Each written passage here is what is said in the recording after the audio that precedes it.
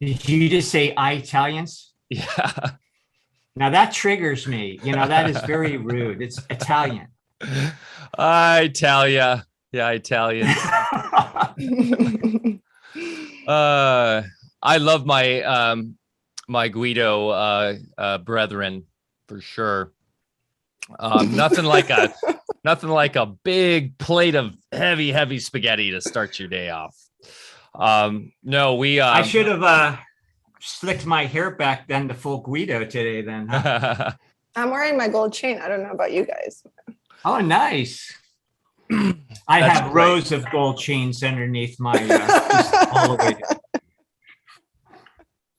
So I guess Shungite isn't very Italian, huh? Rocking the Shungite. Hey, we're live. No. You need the Mr. T gold chains. Yeah.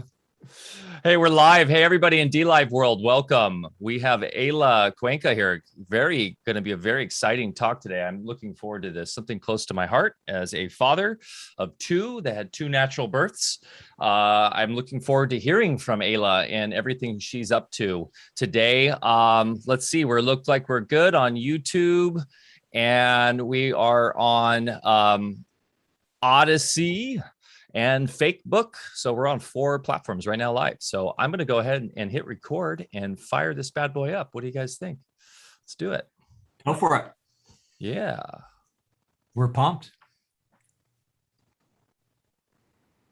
And boom, we're back for another episode of AlphaCast. I'm Mike Winter, and I'm here as always with Dr. Bear Paul Lando, coming to you live and direct from the beautiful state of Jefferson, up here on the Smith River, where it is flowing high. We've had record rainfall this October into November, or this November now. Man, time is flying. But wonderful snow-capped mountains, and I'm ready to hit the slopes. I was just talking to Alex Zek about hitting some slopes. Maybe have Matt Belair come join us for some snowboarding, Bear. Be great to have you jump on your skis if you can maybe knock the rust off them a bit. And I don't believe you gentlemen could keep up with me, but we'll give it a go. Yeah, it's that would be so much fun, man, to do that. As Alex, sorry, is out there. Eyla, we have to do the testosterone thing here first. Mike and I have a little thing going. Yeah. Bear can hobble around in the ski boots with the poles while I cruise up with my board. We got to get you on a snowboard. That would be fun. I think you would really enjoy it. I spent my whole life surfing. So when I took up skiing, I wanted to do a different technical skill. Yeah. And, when you're surfing, everything's moving. It's 3-dimensional. When you're on a mountain, it's rigid. So I just couldn't imagine ruining the surfing experience by doing it on a stable, That's a very, very valid point. And I will give you points on that one. Well, yeah, so pumped here. We're freedom still reigns supreme up here in the state of Jefferson. We have people moving up. So blessed. We have Shannon on the land now, Bear, which is great. And she's going to be a massive help. And going to come help you in that greenhouse too. So holler at me on that. A couple Saturday. Saturday. Looking to golf maybe on Saturday too. So it'd be great to have you join us maybe for some golf with my pops. We have a wonderful little 9-hole tucked away in the redwoods here in the forest, right by the Smith River. Let's play some golf, and we'll write that off as an Alfa Vedic meeting. Like I was telling you yesterday, Michael, as long as it's not one of these nouveau golf courses with dress codes, if I can go out and wear my flip-flops and tank top, I'll be with you. Awesome. Let's make it happen. And there's a couple little points of biz. I might as well announce it right now here. And Eyla, after the show, I want to invite you, not to put you on the spot here, but I'd love to have you involved with this event. It's called The Event. And we're putting it on with Alex Zek and Health Freedom for Humanity, Josh Del Sol Reunion Summit, and Devin Vrana from The Big Idea. They put together the symposium in Kansas City not too long ago through Health Freedom for Humanity. And of course, Josh and I did Reunion Summit last year. We're all coming together to throw the event this winter solstice. It will be a fully immersive, interactive online summit where you as the attendees will be really the focus in terms of it's all based on mindset and based on the inner to outer development of the awake community here that we're all involved with, so that we can develop ourselves and then develop together as a community to start creating the new. So very, very exciting. We already have some very big names and friends that have agreed to come on. This has all come together in the last couple of weeks. So it's called The Event, and we will be doing the official announcement in probably early next week. But very, very exciting. Dr. Bear Lando will be a featured speaker. And Bear, I look forward to having you on that live stream. We'll go everywhere. I'd love to talk about the inner milieu in terms of frequencies, in terms of resonance, and getting beyond. This is all about spirit over materialism, getting beyond the bugs, as you say, and the germs and all that stuff, and moving forward into the new kind of thinking in terms of who we are as consciousness and how true health and wellness works. And then, of course, how that relates to everything we do here, right? Science, agriculture, it's all holistic, all intertwined, and all about sovereignty. So that's going to be really exciting. And then, yeah, Bear, anything else to update before we bring Eyla on and dive deep into natural birthing and everything she's up to? No, just a beautiful day here. And, we're looking forward to really launching a number of projects for the winter that we don't have any time for when we're out there, working outside in the farm. And also my wife, my beloved Deb, is going to be weighing in a little bit more this winter, and she's already in cahoots with other powerful women that are going to start maybe doing their own little, presentations and things to kind of balance you and I out here, Mike. And I think you'll even see her on Telegram today, which imagine Deb on electronics. That's a milestone. But she wants to be more engaged. So yeah, this winter is going to be a very creative time. We're going to start getting a lot of content that we've been threatening to do for a long time, but just we haven't had time. So all good stuff. I'll let you take it away with the intro there. Yes, thank you. And real quick, we have someone on the comment saying the metaverse is coming soon. This is all part of it. We're actually ground everything in the real. So even the summit coming up will be basically moving towards the movement, which is all based around thought leaders having a platform that's decentralized, that's not controlled by a centralized corporation, that will then allow people in the real, in the physical, like we do here on the farm, come together and create the new organic world that we want to be a part of. So cynicism has some purpose, but ignorance doesn't. Okay, Eyla Cuenca, so excited to have her on today. Every birth is unique. Be prepared for yours, quote unquote. Imagine our world if all incoming live streams experience the birthing process free of fear and medical interventions, counterintuitive to the knowledge lying deep within each woman. No other life event rivals the significance of our entry into this realm, nor has the lasting impact through the duration of a lifetime. Eyla Cuenca has lived and traveled throughout the United States and several countries, accumulating knowledge and expertise in her field that spans over a decade.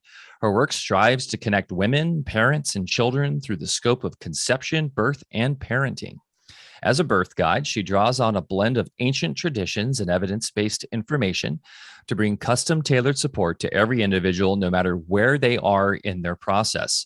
As a teacher, birth guide, and visual storyteller, Eyla offers natural birth classes, prenatal and postpartum guidance, consultations, Reiki energy healing, documentary birth photography, and highly individualized birth doula support. She provides support in person and online so that anyone, anywhere in the world has the opportunity for empowered birth education and guidance. Eyla, welcome. So lovely to have you today. Bear, this will be a fun topic, huh? I'll let you kind of start it off. And then I'm completely stoked. I can't tell you, Eyla, how appreciative I am to have you here. You have such an important role to play, especially today. And I can't tell you over the years and even escalating in present time, how many people call me and say, hey, I want to have a kid or I'm pregnant. And how the heck do I do it? I don't even want to go into a hospital. They're afraid to go there. And I think rightfully so.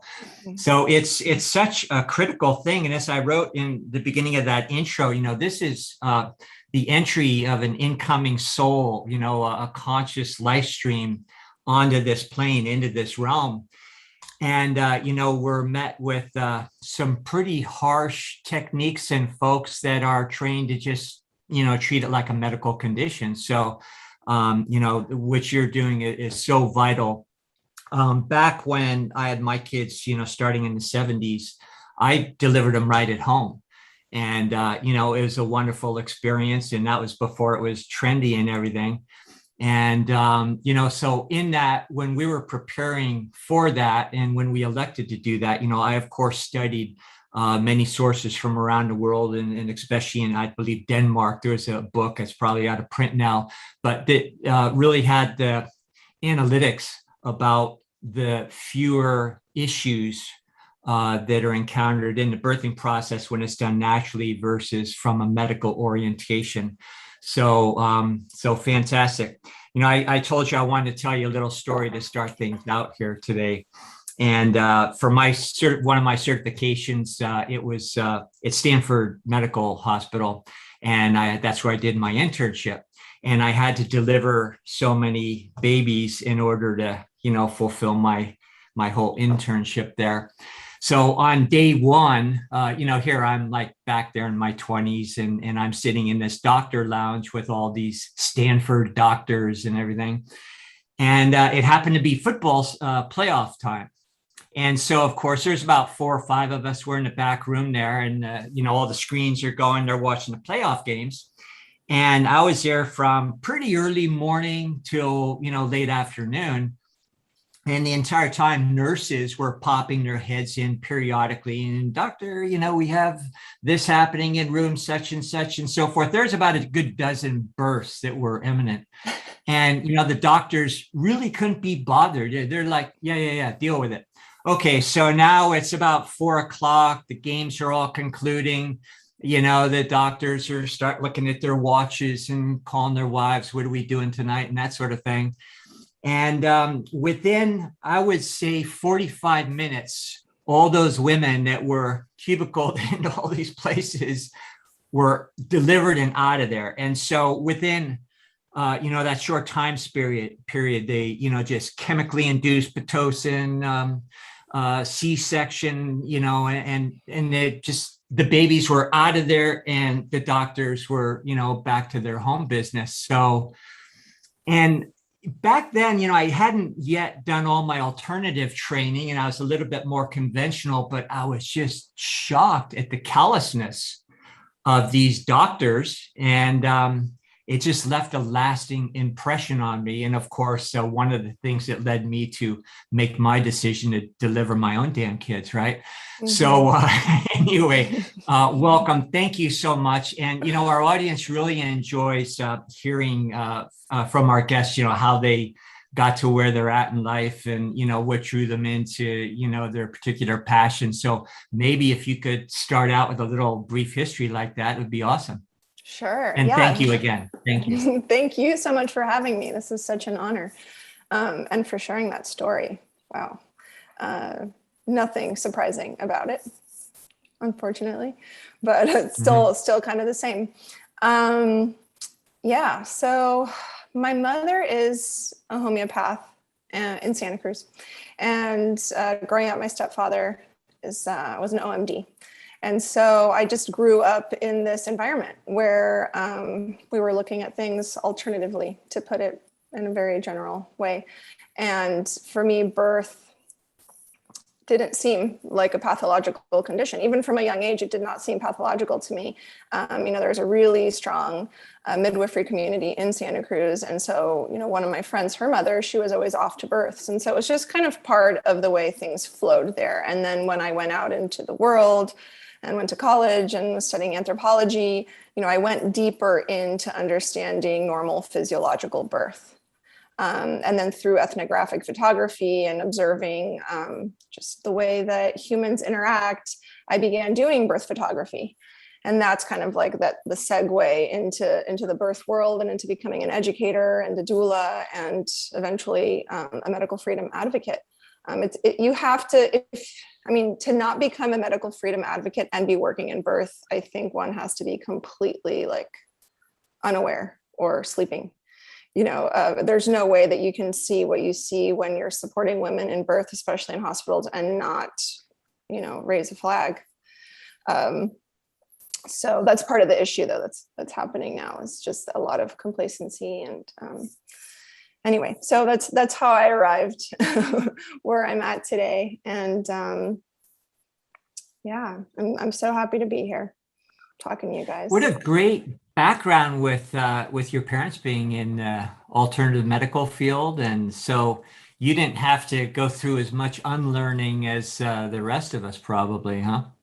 Yeah, no, thankfully they were giving me like David Icke books when I was 11. So it was like, I was like, this is the way the world is, right? And then Wow. I moved out and was like, oh, I'm just gonna, but it's so interesting how when I went out into the world, this like ancestral dichotomy came up, or this duality, I should say, where it's like, I know, but I can't speak because I'll be burned at the stake, right? Which is like something I've been working through now. I'm healing for all the women in my ancestry. But it was like going into this liberal arts college, right? Where it's like, oh, these are liberals, right? Like everybody gets a free thinker, but not really. And so, yeah, I had to kind of keep those things to myself and like try to find my people, but also like figure out how to function in the world. So it's been an interesting journey. Yeah, liberal doesn't quite mean what it used to be. On our last episode, I remember that. Yeah. Yeah. I always thought I was a liberal, and but I didn't sign up for what they're talking about these days. No. So anyway. And by the way, the United States is not supposed to be a liberal democracy. Right. Okay, people, it's a constitutional republic, right? It's supposed to be built on virtue, right? We've lost these concepts, right? It's just mind-boggling, the ignorance that we wade through in academia. And I know Eyla. So Eyla, did you say what school you went to? I went to Bennington College in Vermont. Vermont, yes. Yes. Yeah. In Bernie Bro land. Oh yeah. Well, Bernie. Yeah, that's the one. We just had our co-op meeting over on Monday. We have a wonderful online co-op, and we have a gal who just inherited a ton of land in Vermont, and she was just saying that same thing, right, Bear? Like it's interesting how liberals there can be so open-minded about raw milk and permaculture, but then masked up and jibby jabbed. There's just a really weird disconnect there.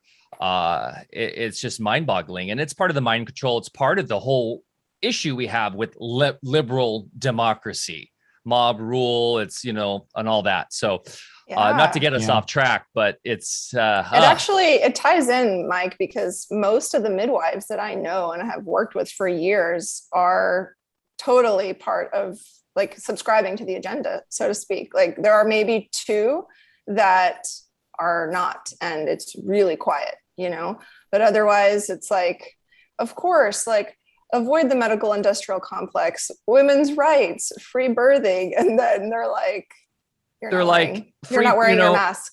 baby rights, but aborted fetal cells in the jab that we're going to be putting in kids. That's cool. Like, right. My body, my choice, but then not when it comes to this. Is it lack of information, or what? Is it mind control? What do you think's going on I here? think it's just a basic identity politics. And I think there's a cognitive dissonance that happens where it's like, well, I believe everything up into a point, but if I don't agree with this benediction or this jibby jab, then I suddenly can't subscribe to my previous politics. And that's like too much for them, the philosophical underpinnings of what is a Democrat or a liberal, like it challenges that. And when you've associated that with yourself your whole life, I mean, like I grew up with progressive Democrats, and it wasn't until I went to Bennington that I was like, whoa, there's something really wrong happening here, you know? Yeah. And it just took a lot of dismantling and rebuilding. And that just takes too much energy and effort for a lot of people. So it's easier to say like, this works, that doesn't work. And I'm just going to kind of sidestep until somebody exposes me. And I think that's what's happening here. I think it goes very deep. You know, it's a very by design, hypnotic entrainment. And Right. we could do an entire podcast as far as how that is a fact and how they accomplish that. So a lot of these people that you talk to where there's just no light behind the eyes, you know, I get where they're at. They've lost control of their own faculties. And that's the absolute truth. So back to birthing. Can you, for our audience that doesn't maybe know the distinctions between the different types of birthing coaches? You know, we have doula, we have midwives, we have, you know, could you just maybe run us through that? Sure. Yeah. So a doula is basically an emotional and physical support person or a coach, you know, and we work with families and women in any setting, hospitals, free birthing, meaning no medical attendance. We work in homes, birth centers. And then a midwife is actually a medically trained professional who offers prenatal care, who can actually diagnose and treat certain conditions throughout the pregnancy, depending on the risk factor. And they're there for the birth, monitoring the baby, monitoring the mother. They don't offer any, you know, pain drugs or C-section surgeries, things like that. And then they offer postpartum care. And then an OB-GYN, which most people are familiar with, is a medical doctor who is supposed to really be focusing on high-risk pregnancies and cases. You know, they offer C-sections, surgeries, anesthesia. They don't really offer postpartum care. You can kind of go in your 6-week mark and check in with them, but that's really not their wheelhouse. So they're really just there up until the birth. There's kind of like this void in the conventional world for postpartum care. It's like after you have the baby, you're kind of like in this nether region where if you needed assistance and support, like you can't really find it. So midwives tend to fill in that void and offer that support postpartum. And then there are, you know, other types of birth workers or, you know, people who hold space and call themselves a birth keeper, or, you know, they're kind of creating their own niche or definition of what it is to create support for women. But those are the basics. Mm-hmm. Yeah. You know, in old school Denmark, and even going, you know, back in past ages, it was just a process between the women that helped whatever family member was giving birth. And it wasn't about a medical thing. And again, the analytics in Denmark at one time were that, you know, there's fewer complications and everything. So, so perhaps the more we intervene, the more we set up for complications of interfering with the body and what women already know how to do. So what you do, to me, in comparison, seems like the most important part of a birthing process, because just with my own kids, and, you know, other births that I've been in on, the person giving birth really needs that emotional support more than anything. I mean, that's what makes or breaks the whole deal. So it's always been curious to me why they can't just sort of integrate that understanding into, with medical practitioners of all types. Yeah, I mean, that's just not their wheelhouse, right? To create a container for a woman to surrender. Like, what does that mean to someone who's there to diagnose and treat? Like, it doesn't, there is no overlap there. And yeah, you're right. The more that you intervene, the more, you know, it's like, I call the IV, you know, the saline solution that they offer at the hospital, I call that the gateway drug in birth, because that's really the first step, right? That's just seeing that in your arm energetically, psychospiritually, you are now in this energy field of patient and illness. And pathology. And then from there, it's really easy to access the woman with anything. And it slows down contractions, it interferes with the birthing process, and a perfectly healthy woman with a perfectly healthy baby is suddenly getting wheeled into the OR for a C-section. And I'm like, I trace it back to the IV. I trace it back to, I mean, there's so many other factors, but it's really that, it's just this cascade effect of interventions. Mhm. And it's interesting in the same way what we've seen with the whole kind of germ theory history of modern medicine and allopathy, that there's this narrative that back in the day, the natural processes were inherently flawed because nature is inherently flawed. And we are now have the marvels of modern science to make everything better. And they look at these statistics, right? Like in the turn of the 20th century, from the late 1800s and 1900s, how there was so many stillborn and mothers who died giving birth. They don't factor in what you were just saying, which is already vaccines were heavily prevalent in society, and also, of course, the Industrial Revolution. There, people living in filth in cities, and the food, right? People literally eating just grease burgers because they were so poor, and so lack of nutrition, lack of all these basic fundamental things you would have in a traditional, say, tribal setting, right, or an indigenous setting.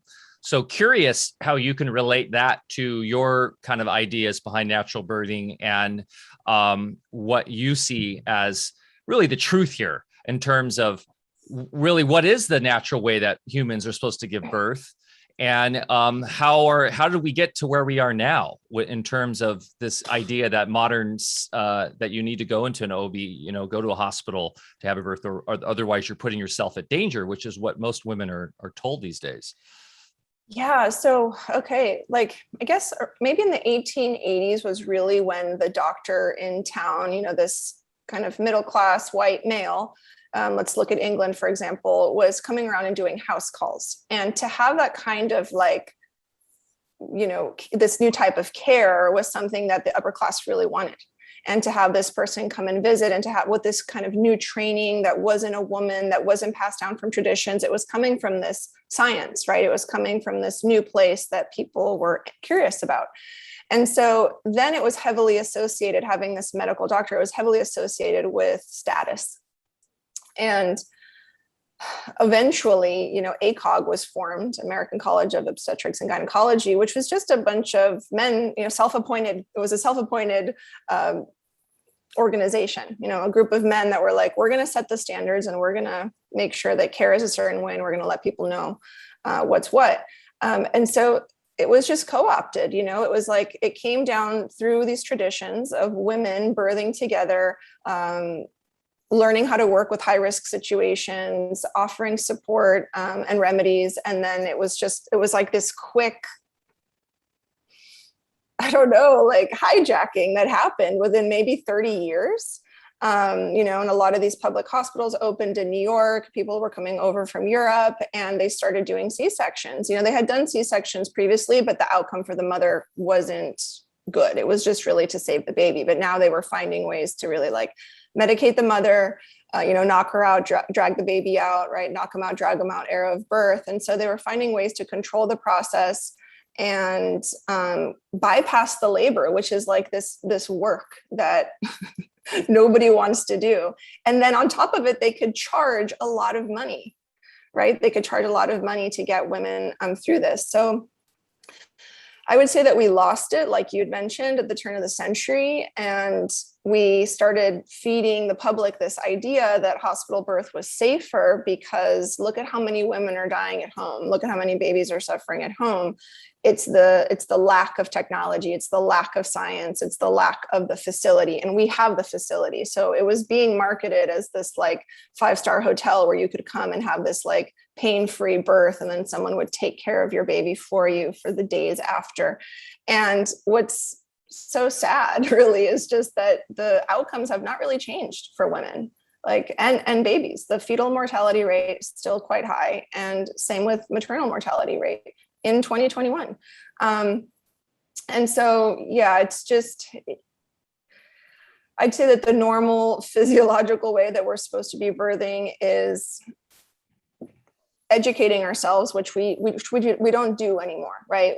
we say, okay, like this is a business. I'm not going to take classes. Why do I need to do this? It's the body's natural function. I'm just going to show up and these birth attendants are going to tell me what to do.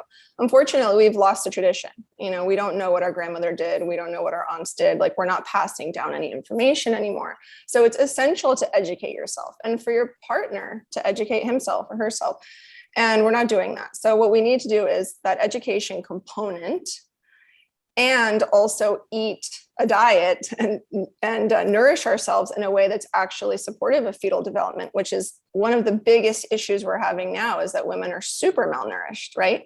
I get a lot of plant-based clients who have gestational diabetes because they're malnourished. And, you know, this is not going to turn into a conversation about plant-based diets, but what's happening is that they're mineral deficient and they're deficient in a variety of vitamins. And so then they're supplementing with over-the-counter, you know, natural supplements, which are garbage.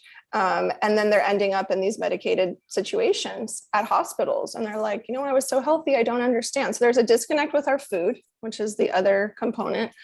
So I'd say lack of education and nourishment is really what's going on. Like I could say I want to blame the medical industrial complex for birth going in the direction that it's going, but it's really just a lack of commitment and ignorance, because anyone could emancipate themselves from that system just by simply educating themselves and nourishing themselves in a different way. Yeah, my observation is that women that kind of succumb to just take care of me and you do the birth for me, they miss a real important maternal developmental step. Yes. Yeah. And in my experience, the women that, participate and take responsibility, just end up being, it seems like, better hands-on moms. And, in my practice years, I get a lot fewer phone calls. They just, from those folks, they just tended to be more self-sufficient and didn't go into fear at the slightest little sniffle or something. Whereas the moms that did it otherwise, it's just, I umpteen calls all the time. And I just say, yeah, it's just normal. Kids do that. But they freak out at everything. One other thing that just kind of just always struck me odd is when I was choosing my area of specialty, when I was going into healthcare, I entertain a lot of options. And I always thought it's kind of weird that a guy would want to choose OB-GYN when, you're not even in a female spacesuit in the first place. So, right. It's going to be definitely a little bit harder to relate to. And anyway, I just interesting thought that was an odd career choice. Interesting that Bill Cosby was one on the Cosby Show. Yeah, that's true. Whoa. Pretty creepy. Oh, yeah. Yeah, that is a really good point. And so when, there's so much there. Yeah. God. There's so much there. Yeah, I don't personally think that men should be working in this field. Another great example of, and again, I'm not trying to go full on feminist here or anything, but it's just, it seems intuitive to me.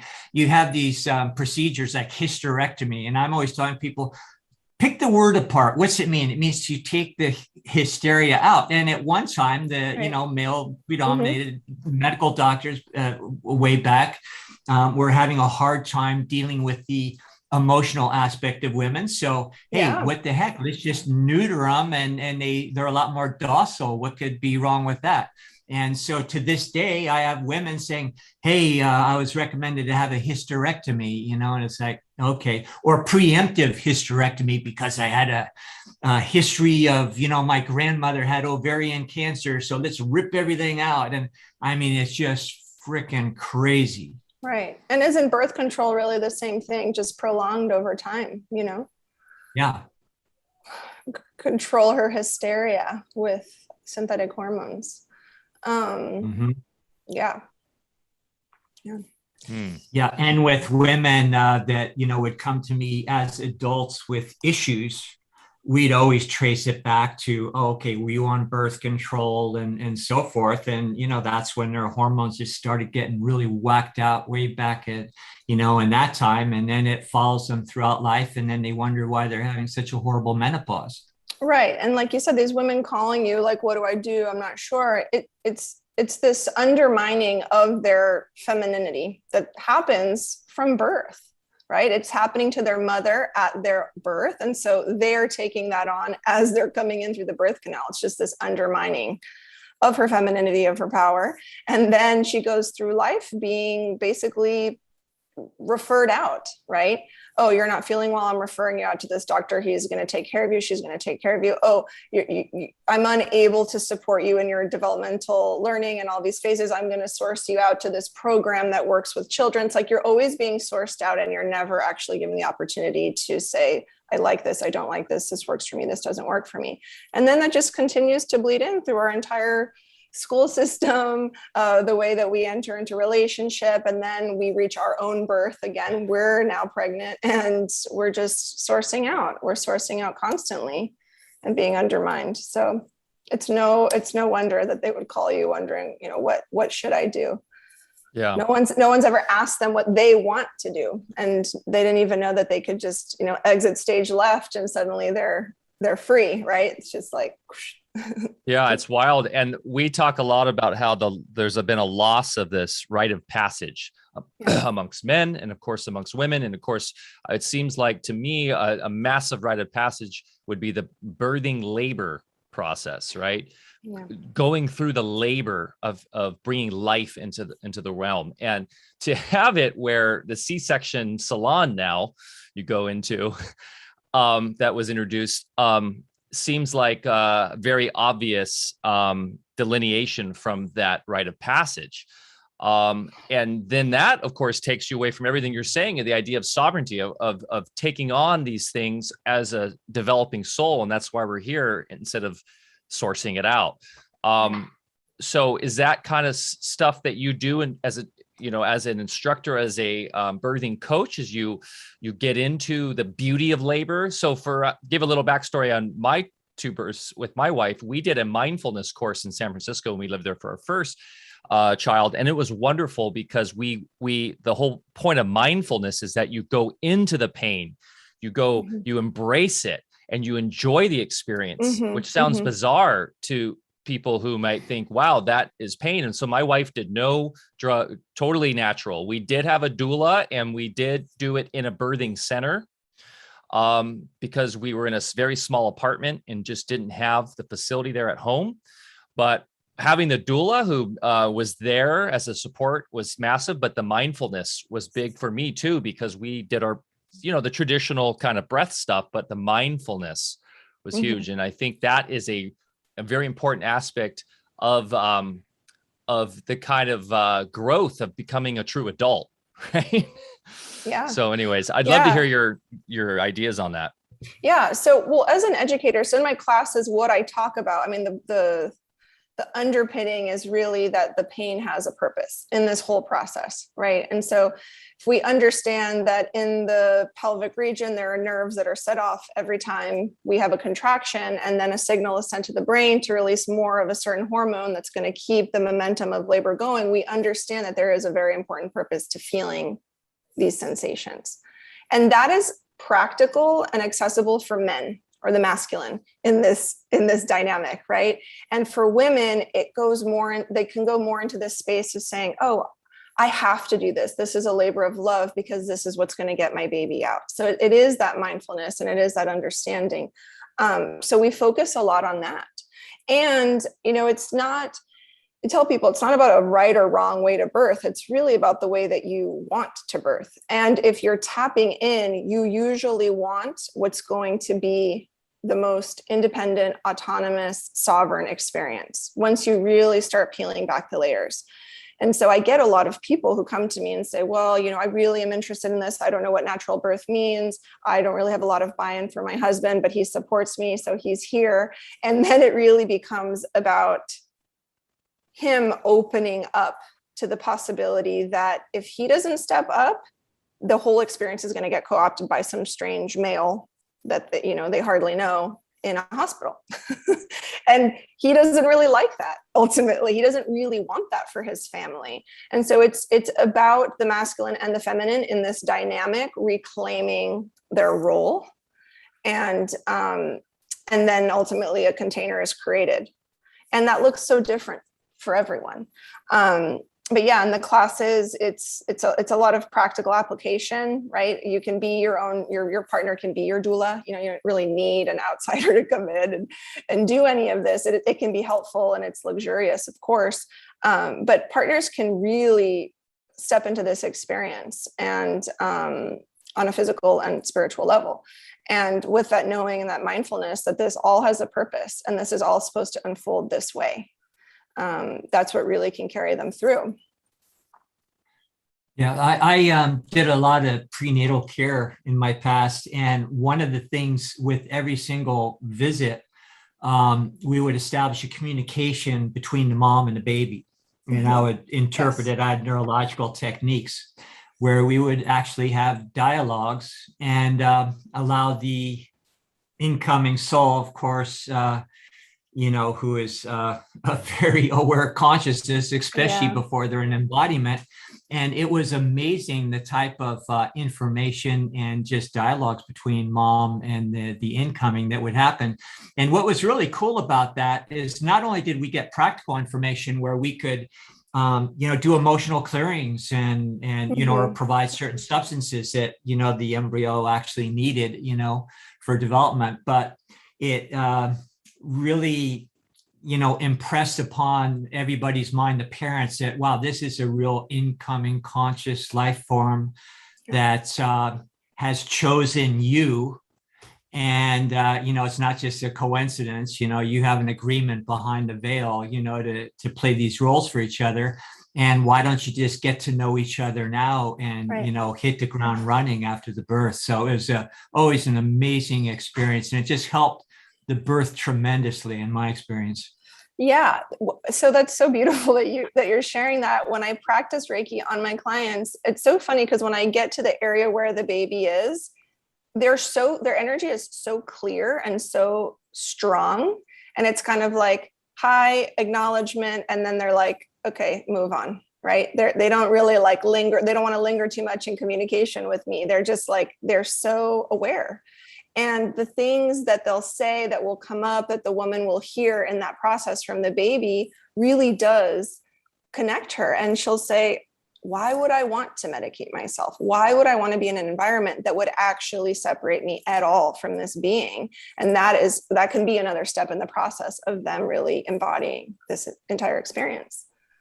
Yeah. Mm-hmm. I love the idea of having that more intense psychic connection with your baby, because obviously you have the physiological, right? But having that developing that communication to really inherently know what's best for the mother and the child, that needs to be developed more, I think. And do you do a lot of that kind of work? Because I think that's extremely powerful. Yeah. And it's, sometimes it happens in Reiki and sometimes it can happen one-on-one where I'll just ask them to close their eyes and we'll breathe. And whatever they're picking up or hearing, they'll write it down, And so there is this whole exercise about just trusting what you're hearing, because a lot of women have not been given that opportunity, right? There's so much that goes against listening to our intuition and basically gaslighting ourselves constantly. So there is this process of, what's the first thing you heard? Write it down, right? And then they'll just start free writing and you'll see this conversation kind of unfold on paper. And it's really beautiful for them because then they can tap back into that on their own whenever they want. So what I like to offer are just tools for women to be completely self-empowered, not feeling like they need to call me to be able to access anything, not feeling like they need to text their doctor, their midwife to access anything. It's just tools that they can put in their kit and continue for as long as they want, and developing them on their own. Yes, that is so cool. And I think that's, you hit the nail on the head, developing them on their own.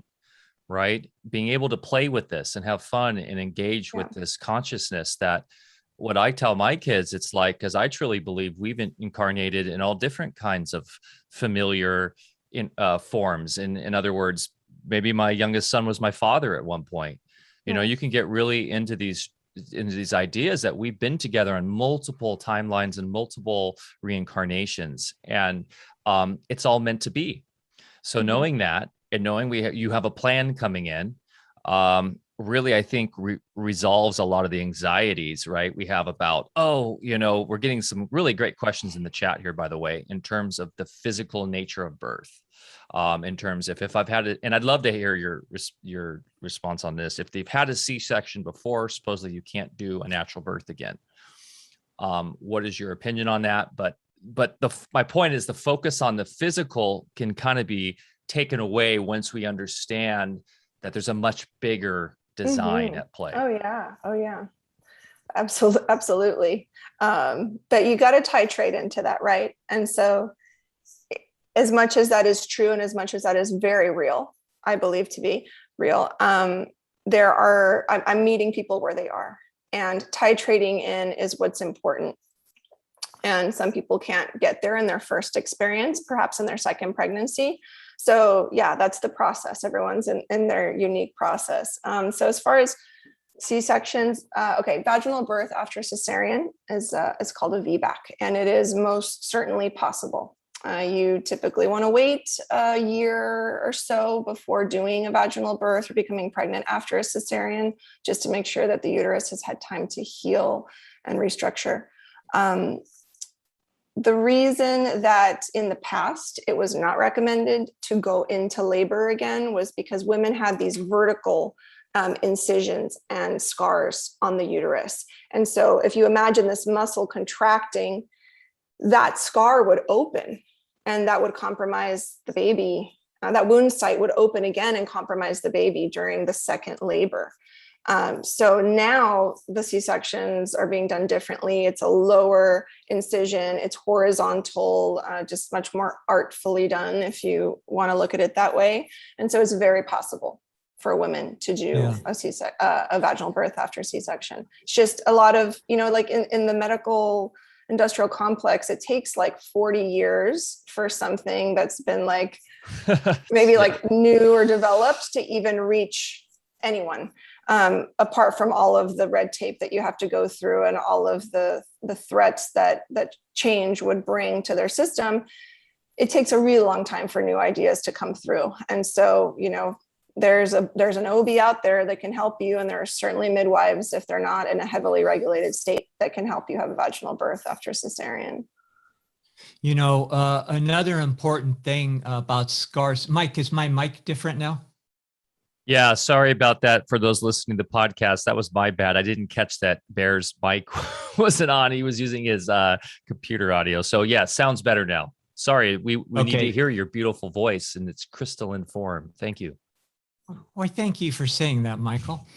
So with scars, that's an important thing. And I would treat scars all the time, especially with C-sections. And we did something called neurotherapy, injecting the scars with procaine and other, substances in order to open up that tissue so it could transmit information, because the connective tissue, of course, is what the meridians and everybody else traverses through in order to carry their informational field. So that scar can interfere with that. So we would take great lengths to open that up to make sure that wasn't an impediment to, the woman's health from that point on. The other thing, which we've also talked about on this show, is something called a birth scar, which I know you're very aware of. And we would do the same thing around the umbilicus. And especially in hospital births, we found that birth scar was more prominent and actually had a pretty high emotional content at the same time that we would have to deal with. So anything you could say about that? There is so much stored there. When I, within my scope, practicing Reiki on women who've had C-sections and spending a lot of time in that area, the emotional purging that happens when we spend time there is really quite amazing. And things will come up from their own birth, being a C-section baby themselves. So that's carried through. Right, that's carried through from their experience being born in the 80s by C-section, and then now having their child by C-section. When we work on that area,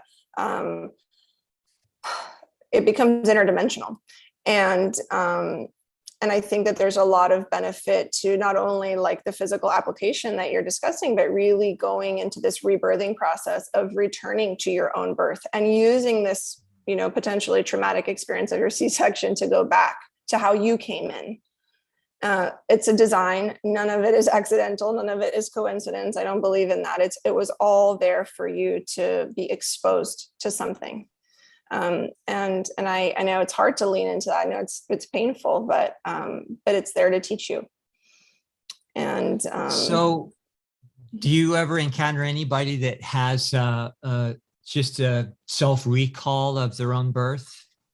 Just remembering actually going through it? Yeah, I've quite a few people actually, and their body temperature will change and they'll feel really cold, and they might be feeling difficulty breathing, like they're clearing their lungs. They might, you know, which is what we do at birth. They might have flashes of certain pictures of seeing their father's face, being held, so actually feeling cold touch on their body.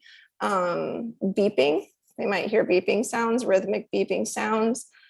So yeah, it's very rarely is it like a full picture of specifics, but there are flashes that come up, and then this kind of somatic, you know, sometimes movement will happen. I had someone recall their circumcision, which was so interesting, seeing their father's face while it was happening, and remembering the tears in their father's eyes, looking on at them through this glass, you know. And then later he talked to his father about it, and his father was like, how did you know that? How did you know that I was crying? How did you know that I was standing there on the other side of the glass? Mm-hmm.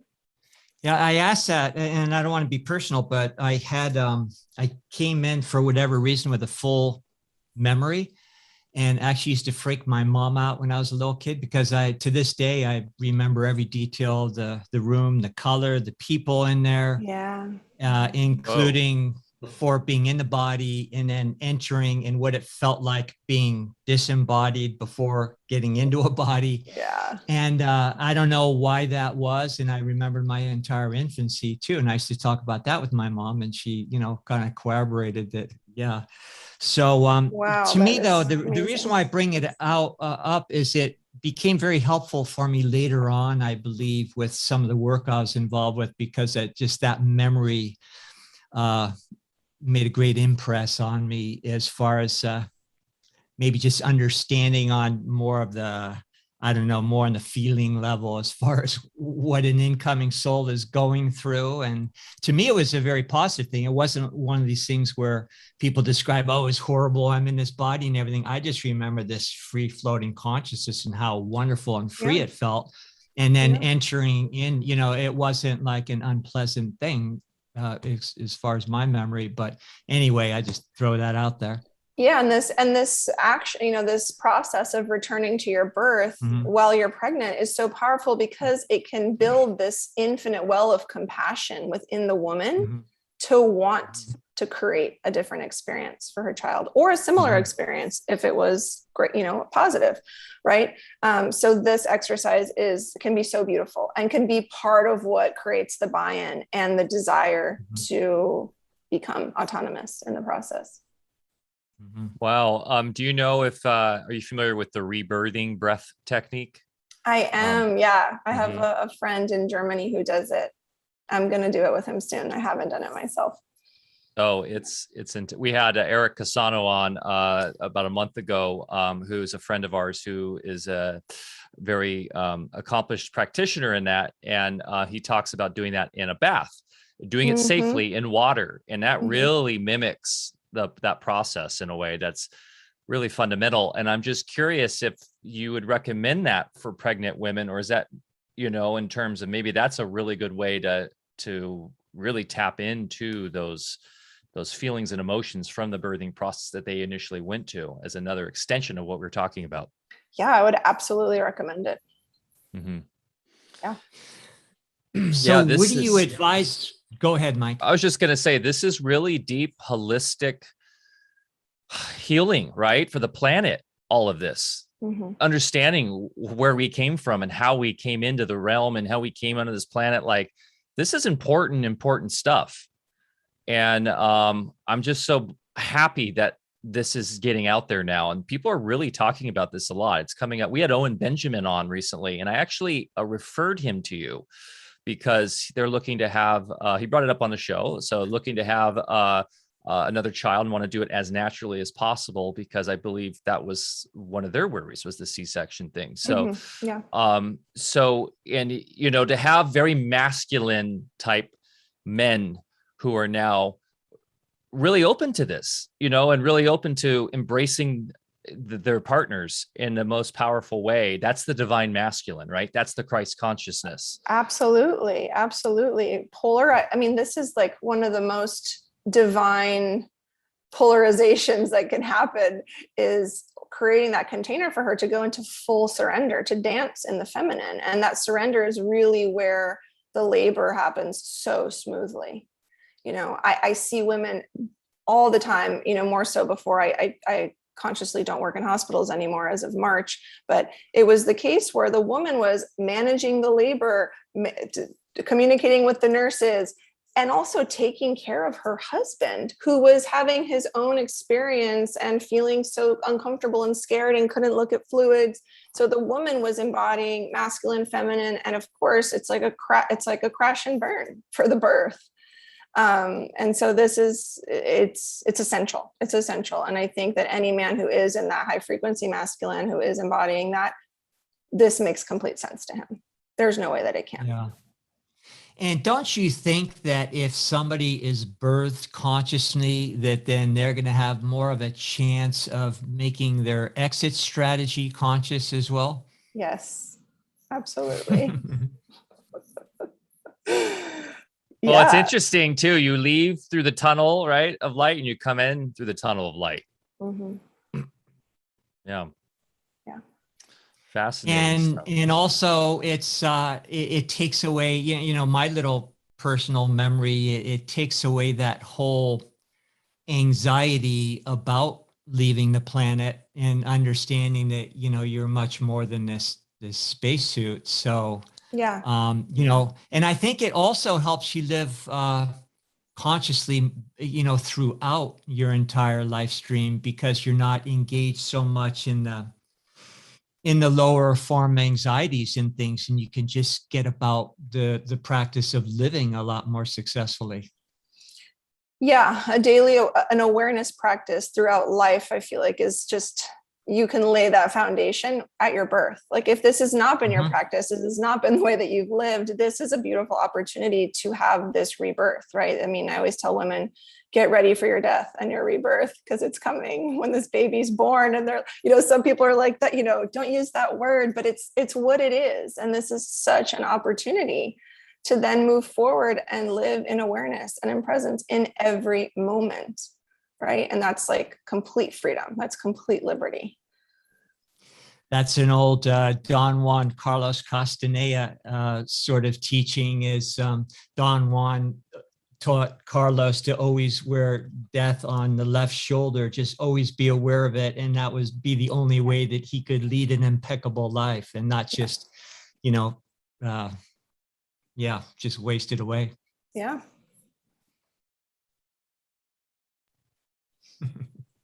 Have you delved into Don Juan, Mike?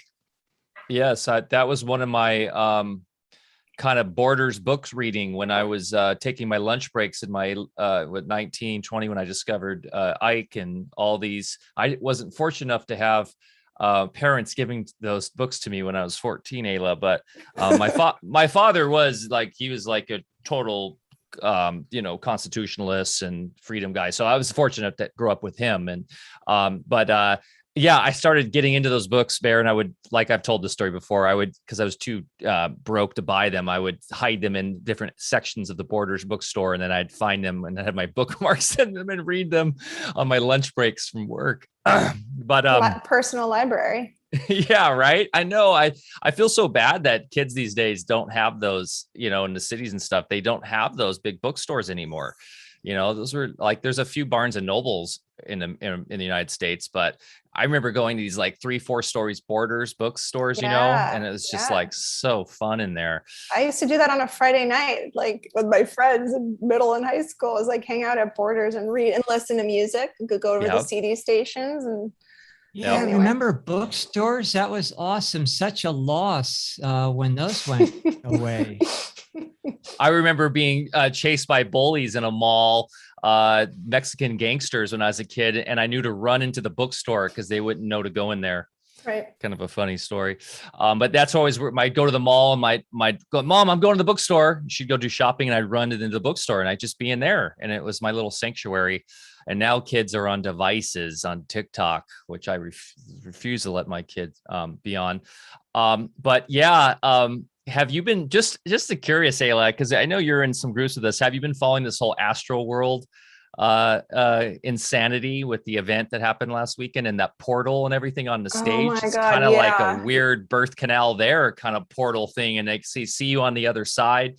Yeah. Really bizarre stuff happening in the mainstream.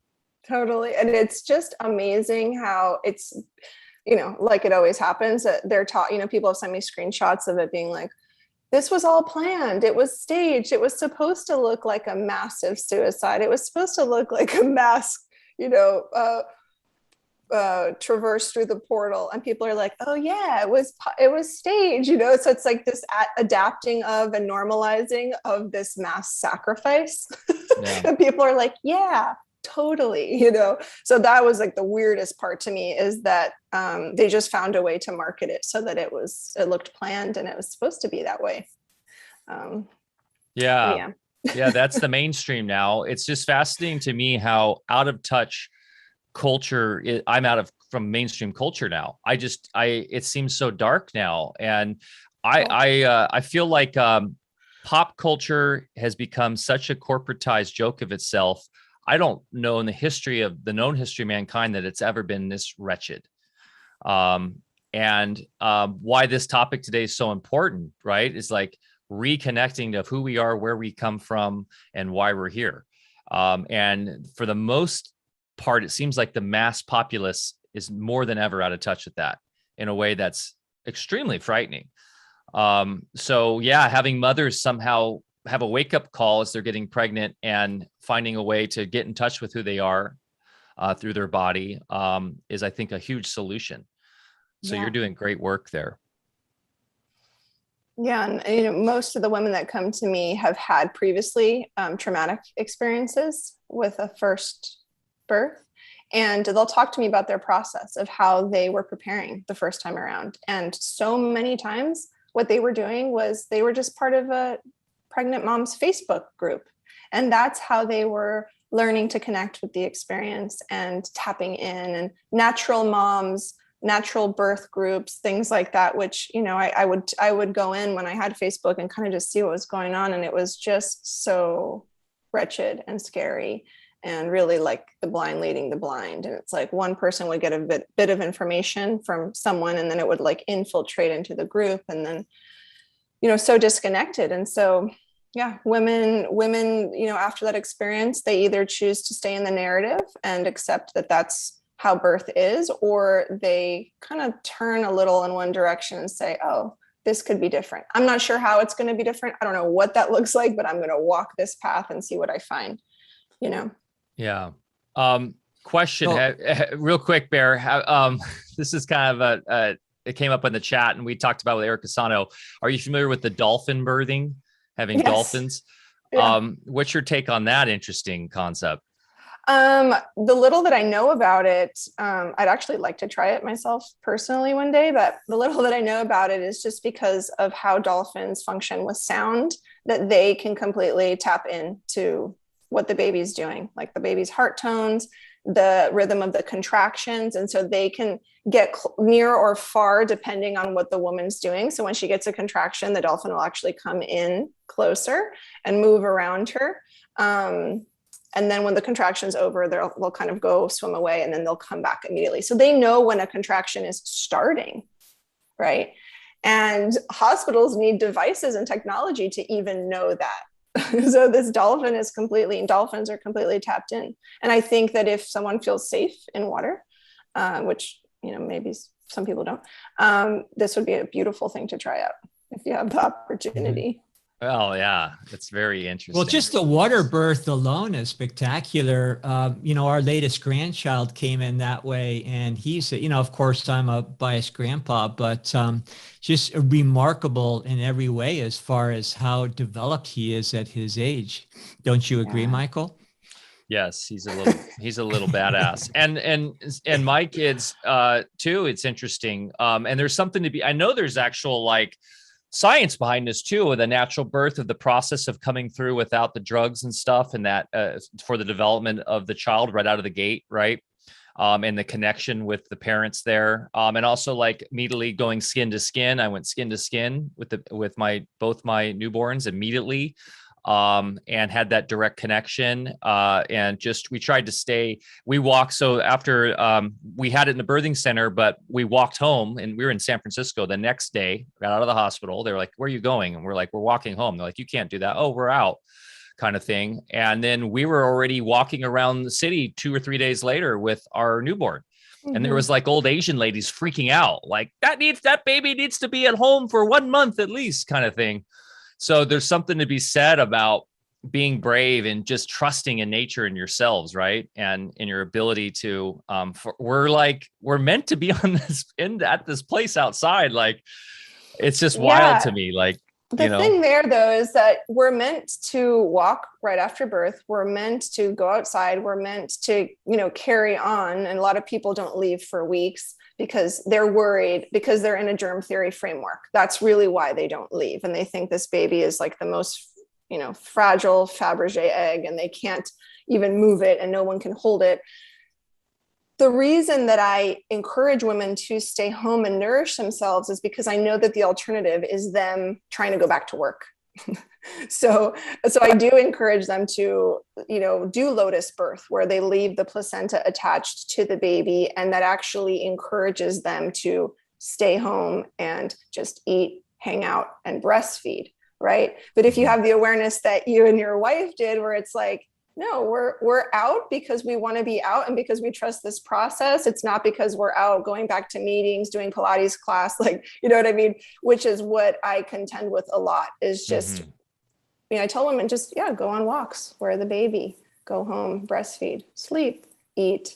That's all you have to do, but there's this idea that can't be outside. And if I go outside, I need to be productive. And being productive does not involve nurturing my child. It involves answering all the emails, doing all the things, having family over, hosting, so there is a fine line there. But we're supposed to be out. We're supposed to be interacting with the world and nature and bacteria.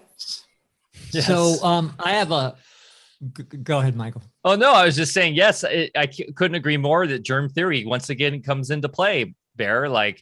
And that was what our idea was back then. And I was awake to all this thanks to Bear, but I was I want my kid to be exposed to as much as possible right out of the gate, so he's strong, right?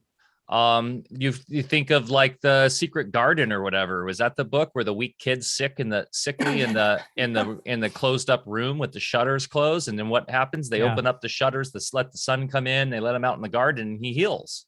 Right. Yeah. So what I was going to ask is that, when we had our kids, they just slept with us actually for a long time. And it was very easy that way. If they needed to nurse, there wasn't the getting up and going somewhere else. And, I get a lot of women just, this obliterated from lack of sleep and they don't do that. And there's different theories about, should the kid have their own space and everything, but it just seemed a natural thing to us just to have them in bed. And, the first one, I was a little freaked out at first because, of course, I was worried I was going to roll over on him or something. But, then you just get to, learn how to navigate that in your sleep and you don't worry about it anymore. But it was really the easiest time, and it seemed like a natural process to do that. But there's different theories as far as, should you sleep with your kids and how long and everything. So any thoughts? Yeah, absolutely. Yeah, you should definitely sleep with your kids. This idea of a crib or having your child in another room, especially those first 2 years is, I mean, that sounds extreme to me. Yeah. I think we used to all sleep. I mean, look at the Inuit. It's like they have one large fur and there's like 8 of them all sleeping under the fur.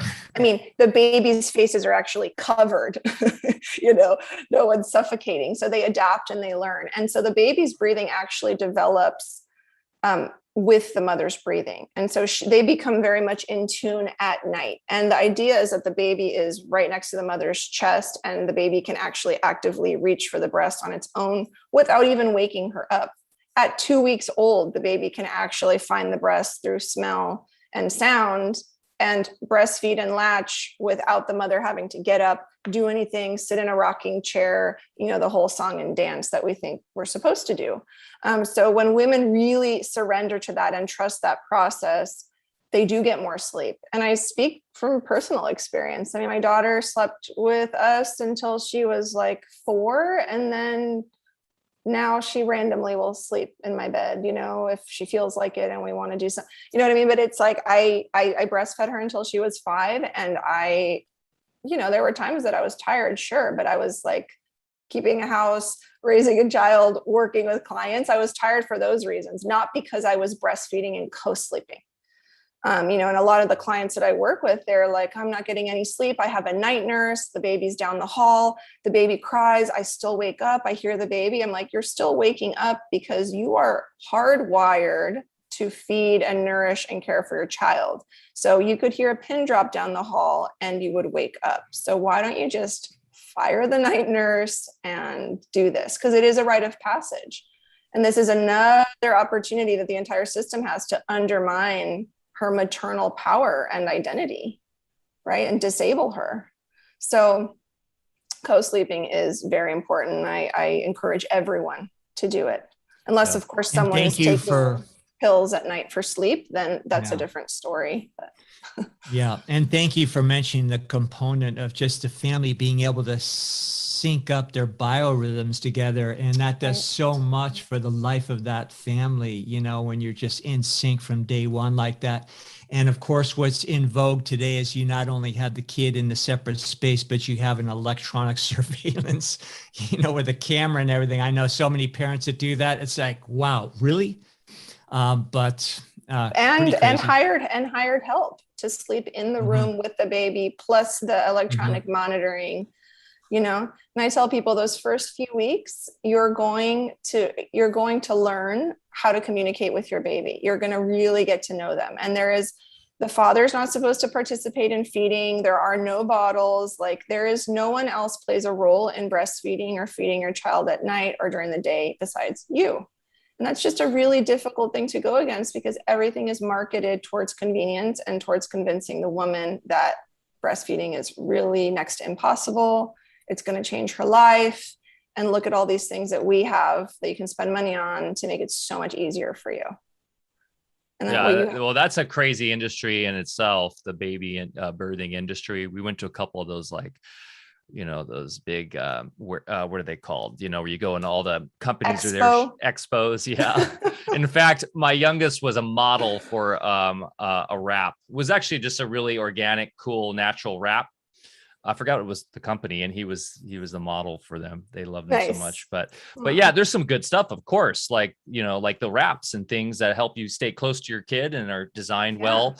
And we co-slept as well, but we did have a little co-sleeper that attached to the bed sometimes where we could just ship those are great. The baby over so that we could have a little more space sometimes. But yeah, I loved it.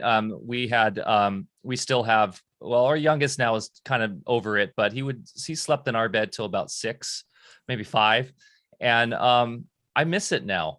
They grow up so fast. So it's like, enjoy it, right? Enjoy being with your little cuddly bears. And that's part of the attachment parenting style, right? Is creating that secure attachment so that your child does become an independent, autonomous being who can make their own decisions based on how they feel and what's happening in their body in that moment, but we rob them of the opportunity to really tap into that when we're just directing them so much through all of these funnels and systems. Well, and they sell convenience, but in the end, the long game, it's going to make your life a nightmare as they become lost and rebellious, and then they look towards TikTok and their devices as their mentor, as their parent. And I see that so much with people, here, everywhere, right? Where they're like, I don't know what happened to my kid, and and it starts at the beginning.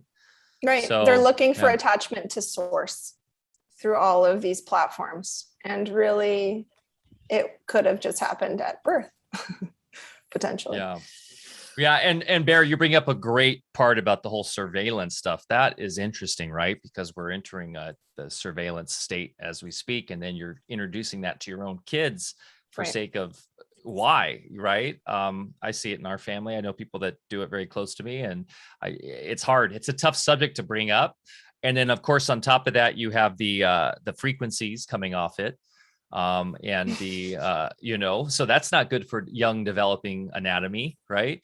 We got enough of that as is. So it's just, what's the best? We had this. You kind of answered it already, Eyla, but how is the best way to approach a mother who is pregnant or just had a baby who's a super normie, and you're trying to invoke a little bit of wisdom without triggering them? I guess you kind of said it right in terms of meeting them at their place, but crossing that boundary to help them kind of maybe, because it's hard to see some of mothers doing this. And they deep down inside, I hope, want the best for their baby and their kid, and they just don't maybe have the education or the wisdom to understand this. How do you do that in a tender fashion? So some of my entry points are questions like, do you know how your mother's birth went with you? And sometimes that'll open her up and say, well, actually, my mother had a really beautiful birth, and, this is what I aim to do. Oh, okay. What's your relationship like with your doctor? And normie meaning, like, I'm assuming you mean someone who's going down the conventional route of working with a doctor or an OB. And so those types of questions, do you like your doctor? Yeah, I do, but sometimes I feel like I can't ask him questions. Oh, okay. So have you found, maybe there's another doctor that you could feel more comfortable with and build better trust with, right? So there's just ways to kind of draw them out to really get them to that place of recognizing that it could be different than what they're doing. And usually within that first few minutes, you can access a pain point. And the pain point in this situation is her not feeling comfortable enough to ask questions. Then you can also ask, have you created a birth plan? Oh, yeah, I haven't really thought about that. Someone says that they don't really work. Oh, no, they're so great. I used one, and it was really helpful because at a time when, they didn't know what to do, they could just look at my birth plan and see what I had chosen. And then that gives this woman the sensation of, I have choice and I have power on this journey. So there are just little ways to kind of peel up the top layer that can incite some further research and interest.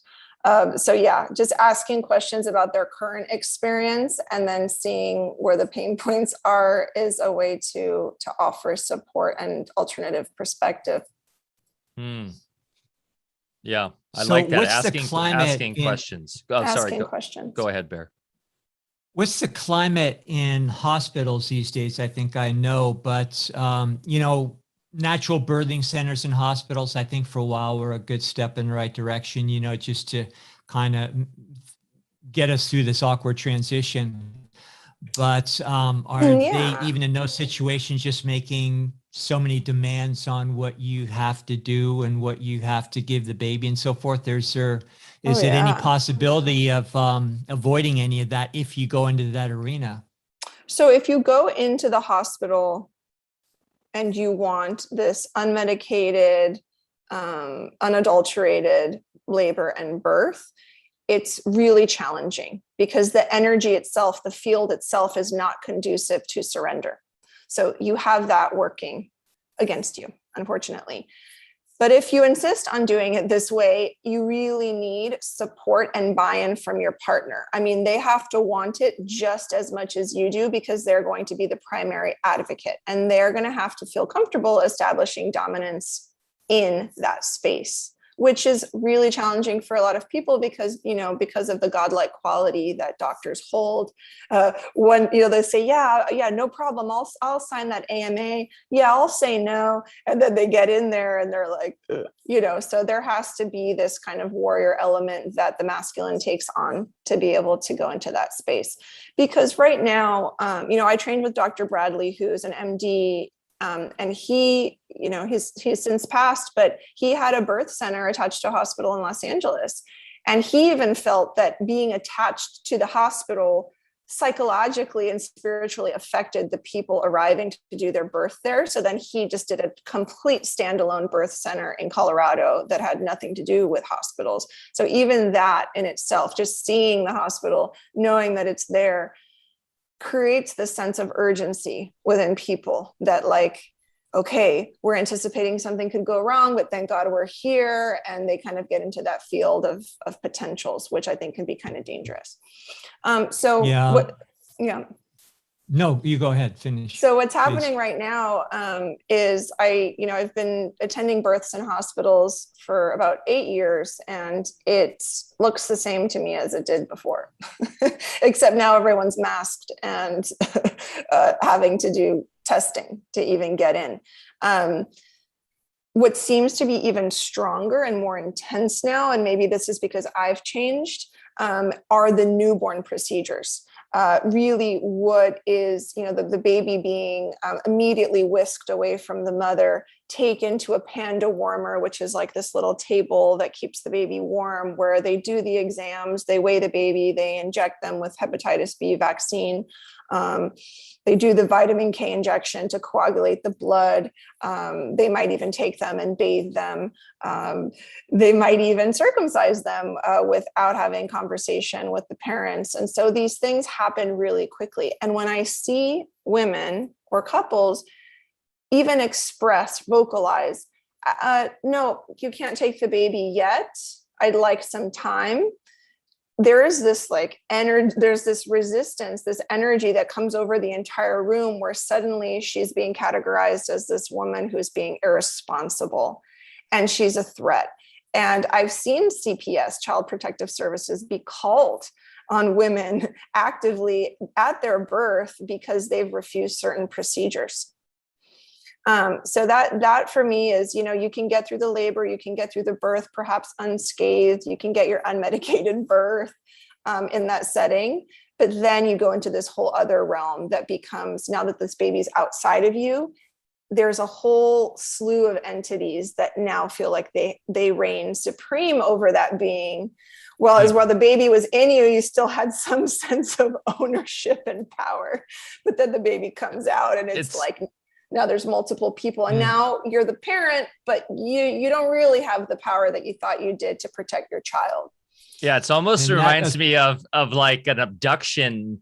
These people that say they're abducted by gray aliens or whatnot, and it's like all these people over you with lights going. I mean, that's like the experience they're having. And then the vitamin K drops or whatever, which have benzyl alcohol. If I'm saying that right? The erythromycin antibiotic ion. Yeah, so now you're getting drunk, you're getting shot up, and you're like getting probed and. Maybe that's where all these supposed abduction flashbacks are coming from. Anyways, go ahead, Bear. Yes.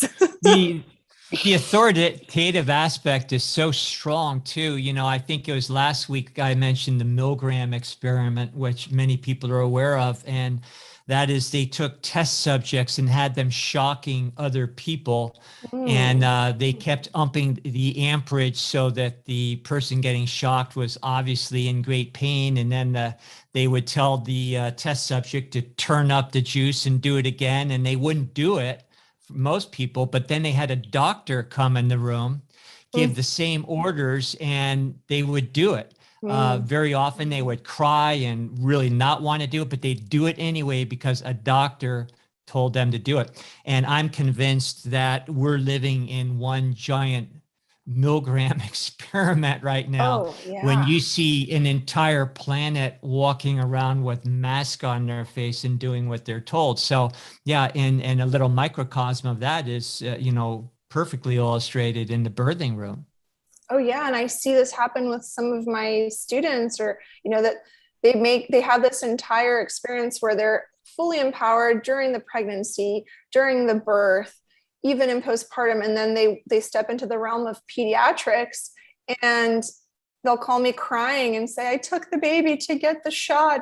And I just watched as he cried and writhed in pain. And I'm like, well, why did you do it? And she's like, well, the doctor said, and I'm like, oh my, it's like, it goes against everything that they feel and every fiber of their body and knowing. And as soon as the doctor says, she says, I walked in there thinking I wasn't going to do it. But then he told me all these stories about children who didn't get the shot and then what happened to them. And it's like, all it took was like one sentence from the man in the white coat, for her to then basically inflict suffering upon her child willingly, I wish I had a nickel for every time one of my clients told me, well, I didn't want to do it, but the doctor said I had to.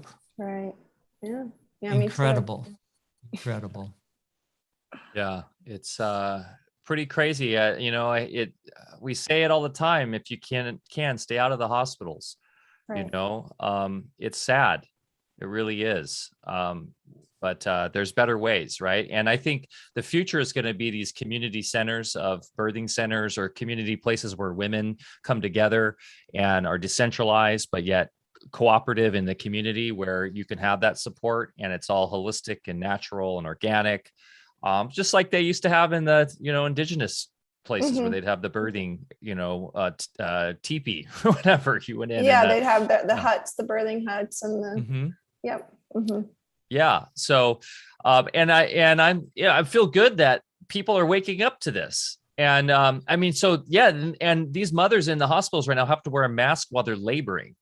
Right? Yeah, many of them do. And, they'll take their mask off when the nurse leaves the room, and then the door opens and they're like in the midst of a contraction and they're like, lifting up the mask so that they don't get their wrists slapped. And it's just so their cortisol levels are up and their adrenaline. Yeah. And so now that's pumping that into the baby. So now you've got elevated stress hormones. And the stress hormones are the antithesis to swift labor, to a smooth, swift labor. You can imagine an animal in the wild, right? It's birthing and it's in the bush and it senses a predator, sees a predator in the distance. The adrenaline will shoot through the body, actually halt the labor so that animal has the opportunity to find safety and regain the safety, run maybe a few miles, access a safety point, and then go back into labor. So this is happening all the time in the hospital. Every time a new person comes in, a new nurse is on shift, your doctor couldn't make it because he's at a golf tournament, so then the backup comes, and that happens to women all the time. And what's happening now specific to pandemic is that women have to do PCR testing to go into the hospital, and then they have to wait for their husband or partner to be able to come in. And if the partner tests, positive, he can't come in. If the woman has tested positive, nobody else can come in, not the doula, not the husband. So she ends up birthing alone with a bunch of strangers. Are you seeing a rise because of this nonsense? Are you seeing a rise in people looking to do home births now because they just want to stand? Yeah, totally. Like since March 2020, I've just been contacted by so many people who are like, I never thought that I would say this. I never thought that I would do this, but I think I'm going to do a home birth. Can you help me? And I'm like, sure. Step into the light over here. So yeah, there's definitely a rise. And, but again, it's titrating into it. Right. And it takes a lot of preparation, a lot of release, a lot of reframing of old ideals and archetypes, detoxing from Hollywood birth education, so that, and that's what I'm saying about meeting people where they are. It's like, okay, I'll do a home birth, but I still want to hold on to these more conventional aspects of reality, right? Okay, so then we kind of shape it that way for them, and then they'll have an awakening, if they want. But yeah, the rise has definitely been happening since the beginning of pandemic, for sure. Yeah, the positives coming out of this are immense. And how great is it to see, Bear, that these people that are going into natural birthing are themselves rebirthing their own consciousness. Yes. Right? Yeah. Mm-hmm. Exactly. And I've always maintained that being a parent, you get to make over everything from your childhood, to present time. And it's a great experience to parents for fixing themselves. Eyla, we have a question here in the YouTube community. My wife and I are planning on having our third child. We have a question regarding labors that don't naturally occur by 42 weeks and how to safely have a natural birth without medical intervention. Any thoughts on that? Yeah, so typically, depending on the state that you're in, there are certain markers for like deadlines for when you have to go into labor by this date after your due date, or else you'll be transferred to conventional care and induced. So it depends on where you are. If you're doing a free birth with no medical attendance, then you can decide when you want to have that baby, right? Go into labor spontaneously. The only thing that I personally recommend is to listen to the baby. So you can learn how to do that by training yourself with the stethoscope, just to be in touch with, the baby's heart tones and what's going on. And that's just another way to be connected. It's not really a way to step into the energy of emergent care or anything like that. It's just a way to stay connected to the experience. Some people take it the next step and they'll go and actually get an ultrasound, which I don't recommend, but some people do that. And if your provider is saying that they're going to induce you or they're going to transfer you to different type of care, then you totally have the option to, fire them and find someone else who can support you if you are working with a medical attendant. The main concern, really genuine concern, is that after 42 weeks, the placenta will start to calcify a little bit. And when I prepare placentas, because I do placentophagy, I will see that, older placentas have more bits of calcium in them. And the issue there is really that if we get the placenta over calcifies, that it could detach from the uterus. And what happens then is that the oxygen source to the baby's cut off. So that's really the real risk. But for a placenta to fully calcify, you'd have to be going into like 44 weeks, 45 weeks, gestation. And so that's really the concern. Big baby, if you wait too long, the baby's going to get too big. Those are not genuine concerns of mine, nor should they be of yours. Babies are born the size that they're supposed to be born, and the woman can birth that baby because she created that baby. Yeah.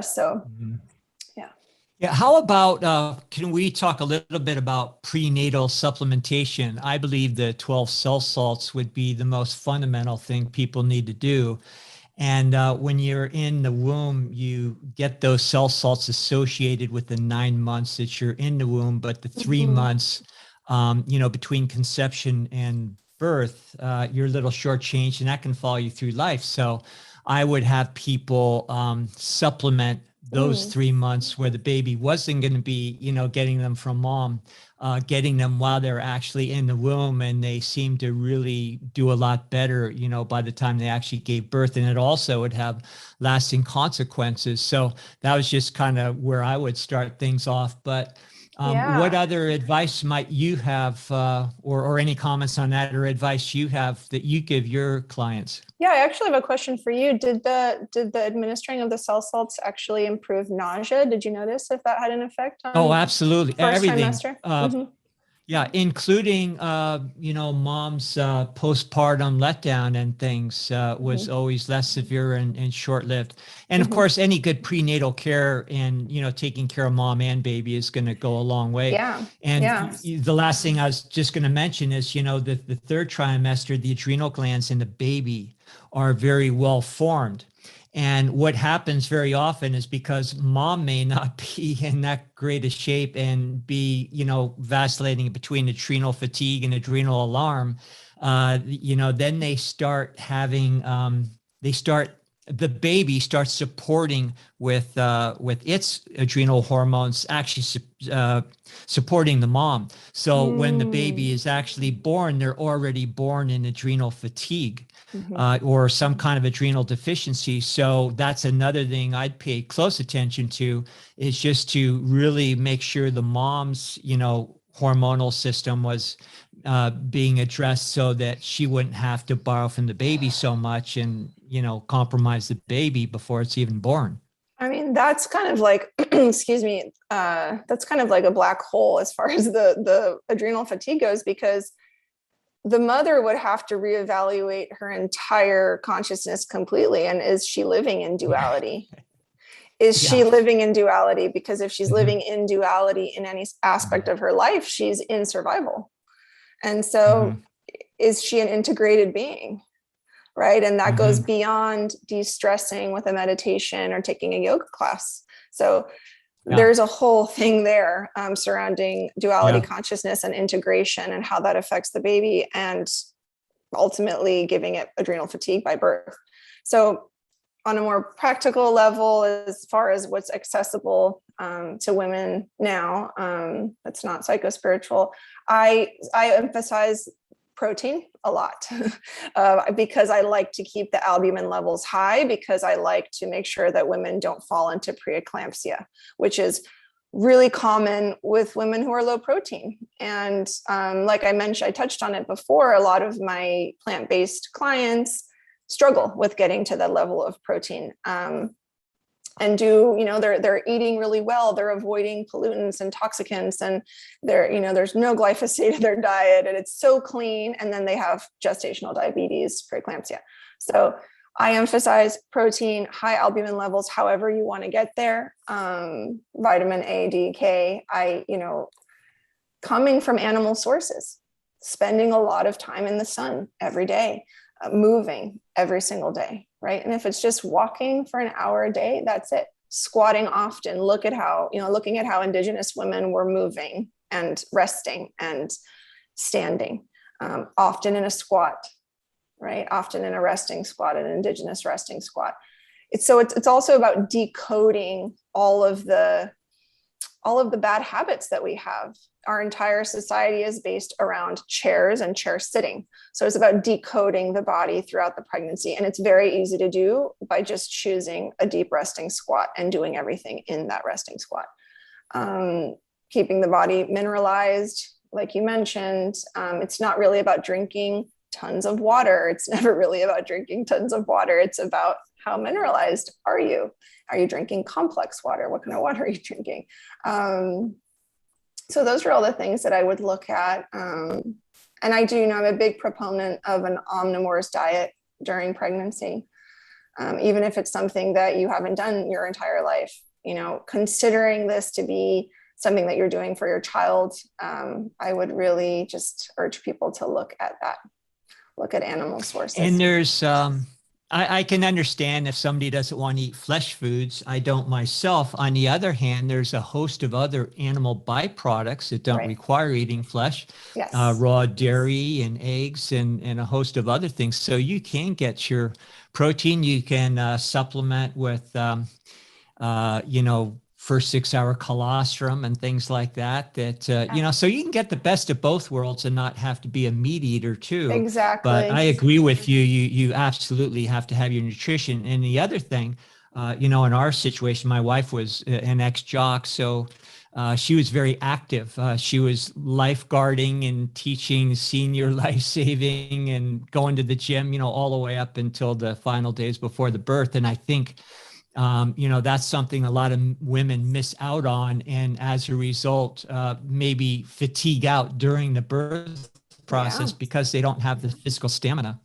Yeah, labor is an athletic event, spiritual and athletic event. It's a marathon. And so you're not just going to show up after not having done daily practice, right? You wouldn't do that with a marathon that you're running in or biking in. So yeah, the daily movement is essential. I wouldn't start something like CrossFit or something heavy duty if you've never done it before. I really love primal movement. I work in Goda a lot, and it doesn't require, coaching every day. It's like you can meet with someone, learn the basics, and then you integrate that into your daily life. And that's going to build strength, and it's going to build a lot of elasticity in the body, and it's going to open you up for birth.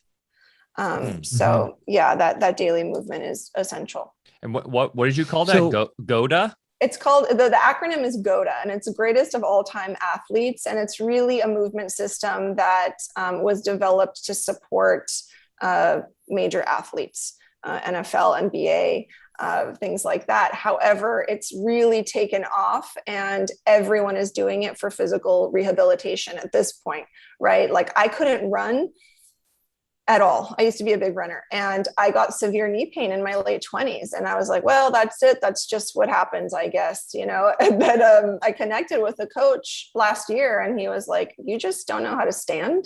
You don't know how to sit and you don't know how to rest and you don't know how to walk.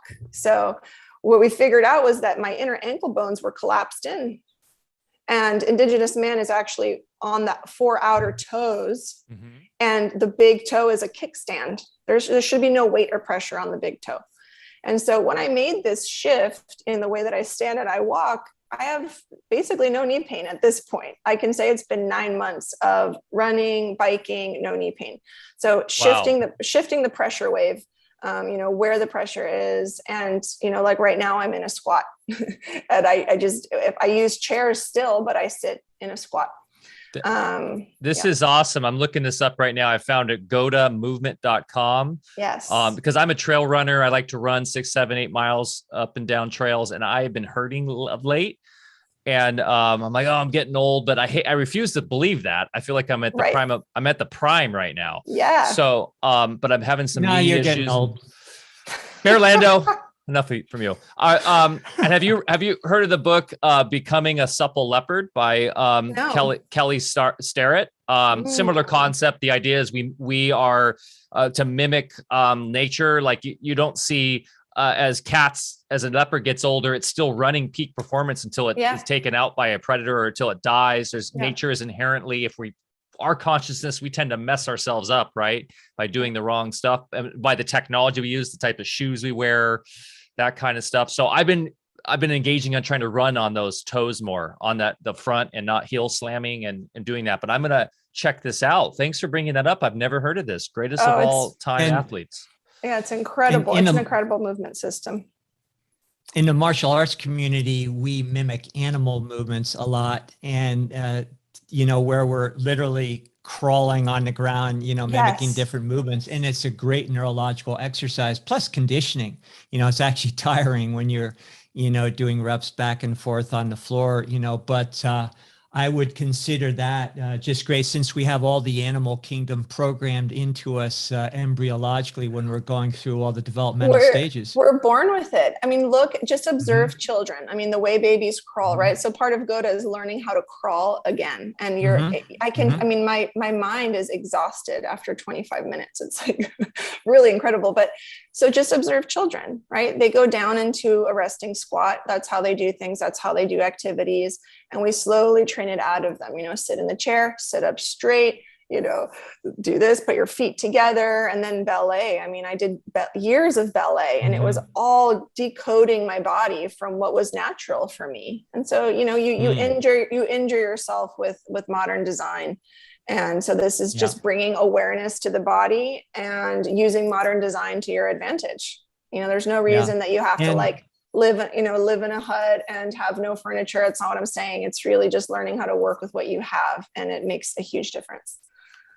Yeah. And to illustrate how powerful that is, I saw a lot of damaged kids from the you know, injection stuff. And one of the things, you know, we'd have to do a lot of internal work and everything to neutralize those substances, but at least equally important was to redevelop their nervous system from day one. So if no matter what age the kid was, is we would take them through the basic crawling in every stage all the way up, you know, that you normally go through.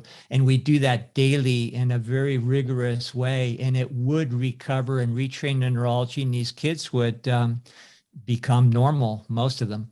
Yeah, it's why I don't like strollers or like these contraptions or these little bouncy things or these things with wheels. You know, it's like I encourage people not to use those. Baby wear, you know, baby wearing is great, or just having your kid on the ground crawling around, right? Not, you know, not in the cages. I call them cages, which I guess is maybe triggering for some people, but whatever, the cages, because that's where we put our kids. I don't want to adjust the way that my house is. So I'm going to put this kid in a cage over here, a playpen, and that's where it's going to live. And it's just it's like a fish in a bowl, there is no opportunity to develop and flourish in that environment. They're not learning about levels and movement and materials and density at all. So we're actually stunting that neurological development in so many ways with these contraptions. And while we're covering every stage of development here, potty training is a big thing. Oh, yeah. And, our kids were brought up in a natural environment and it was very rural. So they were able to run around without any clothes on outside, and they would see what their bodily functions were doing. Yeah. They could see what was happening, what was coming out of their body. And, it wasn't this big prolonged thing of using diapers forever. They just caught on real quick because they could actually see it. Mm-hmm. Yeah, I really encourage cloth diapering. If people don't have the access to a yard or a garden where they can really just tell their kid to go out there and use that as the space for training, cloth diapering, and it's amazing how the mind works, because as soon as the child has a sensation to urinate, they'll urinate and then they'll feel wet and cold. And so they really quickly, from a few months old, make the connection that the sensation to urinating and feeling cold is all part of one stream. Yeah. But if they're wearing these disposable diapers, they could urinate 4 or 5 times before they actually feel wet. So there's a disconnect that happens there. So I do see that cloth diapered children are potty trained much more quickly. Having your child come into the bathroom with you every single time, going outside, letting the child be nude for as long as possible so that they can see how their body works and how their body changes and how they can interact with the environment to have bowel movements and urinate. It's amazing how and simple no it doubt can be. that, yeah, exactly. And no doubt the disposables now are probably impregnated with graphene and reptilian DNA or something. Don't get me started. I know. Diaper rashes should not exist, right? Mm-hmm. I mean, it's difficult if you're formula feeding, of course, because the pH of those bowel movements is just messed up, and it's going to affect the child's, not only the urine and the bowel movements, but just that pH is going to affect the child's skin. So if you're breastfeeding and you have the opportunity for your baby to just be free, allow your baby to urinate on itself, right? If it's crawling around, it's moving, that's how it's going to learn. It's going to say, oh, I had the desire to urinate. I urinated, I got wet. What's the other solution? It's crawling to the bathroom. It's crawling to this other place that's designated for urinating, right? But yeah, diaper rash should not exist. And if it does, it's because your child is in moisture all day and in God knows what else with disposable diapers. Yeah, we won't go into the entire skincare industry for children. It's just really satanic.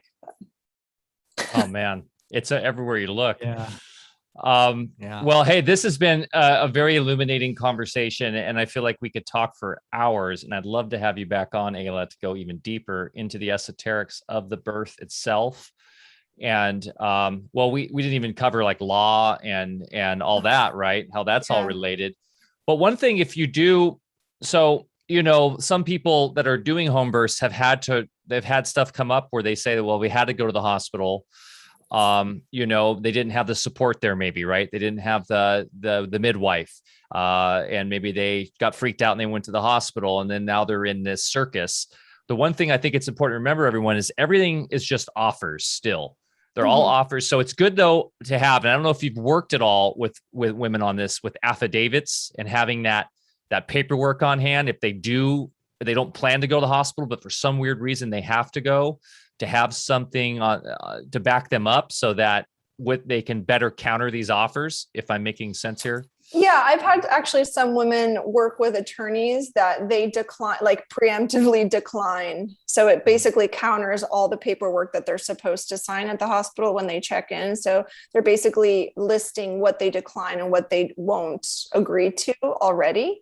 And, it's different for every woman. So yeah, if you in the event that a transfer does happen, which is possible for anyone, having that, if you have strong convictions around those procedures, having that readily available, I do recommend that.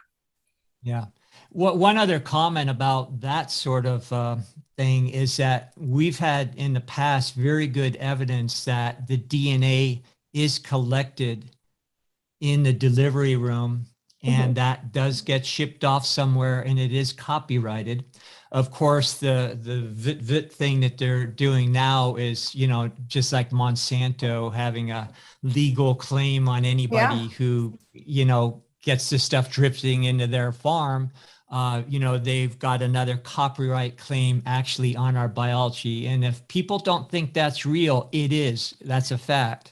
It's very real. They're drawing so much blood from the baby after birth. Every 6 hours, they're coming in, they're drawing blood. They're doing it just to run tests so that they can make sure that the baby's okay and that baby's doing well. I mean, all of these very like nebulous excuses, right, that they give. And it happens with the placenta. So they say, you know, it's birth waste, right? The umbilical cord, the placenta, that's actually getting shipped to stem cell therapy companies that are using it to create the medications that a lot of people are integrating into sports medicine, into various therapies, pre-surgery, post-surgery for hip replacements. I mean, that's all coming from placentas that get discarded after birth, you know. Sure, they're not being sold to these companies, they're being donated, but then the exchange really could be that these companies are donating money to this hospital to build a new wing, to build, you know, whatever it is, however they want to infuse the funds. So yeah, just be cognizant that DNA is getting collected, and a lot of the beautiful and powerful things that your body created are being used in these nefarious ways that no one's going to tell you about. Good stuff. Well, I think it's very apparent if you are listening to this or watching this and you are expecting or looking to conceive, start now planning to not be in a hospital. It's more important than ever, as now they're already talking about younger and younger injections that are getting supposedly approved, right? So find a midwife or doula or contact Eyla here. Eyla, what's the best way to reach you? Just go to my website, eylacuenca.com. That's the best way to reach me. And, you know, whatever point you're at on your journey, even if you're just conceptualizing this and want more information, I have classes, offerings, videos, things that can just start like getting you into this space and in this understanding.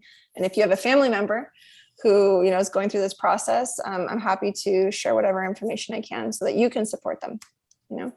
Wonderful. And I'll put the link in the show notes below. So for those that are watching, you can directly link to Eyla's website and get more information. So thanks, everybody. Eyla, any parting words for our community, as especially for those expecting that are in the chat and stuff, some words of wisdom or positive thoughts here as we end this transmission? Yeah, I want everyone to remember that this is the perfect time to be having your baby. Love that. Thank you for that. That's amazing advice. And yeah, it's so important to have incoming souls that are consciously birthed. They are our future. And I hear so many young people now saying, well, I don't want to bring a child into this world, when in fact that is the solution for everything that ails us. And thank you so much for being with us. This was just a brilliant talk, and I think it sets us up perfectly for part 2, where we can get into some real fun stuff as far as what's going on other levels with all this birthing and what the incoming is really up to behind the scenes, and the support group behind the veils, and, you know, how we're all kind of in cahoots over there. Yeah. And that'll be a great part 2. So we'd love to have you back again. Absolutely. I would love to do it. Fantastic. And everybody, thanks for listening, joining in on the chat, following us along.